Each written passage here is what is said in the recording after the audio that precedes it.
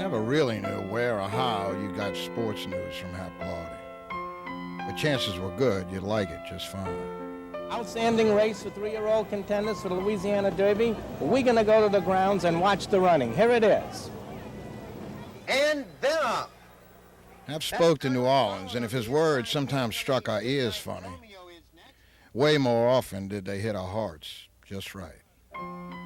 On Friday, they'll play a high school football doubleheader at the Superdome, and part of the revenue will go to a local student with journalism aspirations. They call the game the Hap Glaudi Classic, and he would have loved a combination of sports and education. Because like many of his generation, Hap went to work after grammar school, at a racetrack. And one day at Old Jefferson Park, he cashed a ticket on a 55-to-1 shot and took the winnings over to Jesuit High to get as much learning as that would buy. He got a 4-year scholarship instead and never forgot it. Well, there it is. Us Jesuit boys make it big. Okay, Don Westbrook, warm this weather up, boys. It's going to be a cold Santa Claus. Hap mastered in turn newspapers, television, and radio. Though, as he would have said, he was a long shot in every race.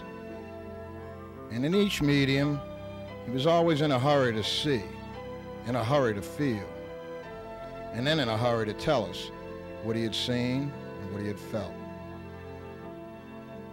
Hap was the great mixture of cynic and child, knowing that if sport needed watchdogs, it needed heroes too, like Rocky Marciano and Joe Louis. Joe Louis is a former heavyweight champion, the man who still has his pulse on his finger on the pulse of boxing. How do you feel? Behind a microphone, Hap may have lacked polish, but for more than a quarter century, he never stopped proving that a thing need not glitter to be gold. And in a business where nobody leaves their egos at the door, Hap was wise or good enough to take his work seriously, but not himself. Hap worked for the New Orleans Item for 22 years, and when that paper folded in 1958, at the end of his last column, he wrote this about his work. I've loved you thousands of times. I've wished you were something I didn't have to face every day. I've done right by you, and I've loused you up. I've been happy with you, and I've been so miserable.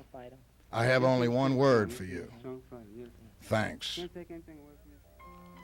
If there was ever any flaw in his professional makeup, it was his inability to fully judge how much he mattered. In that, at least, we all knew something about sports and about life that Hap Glaudi didn't know.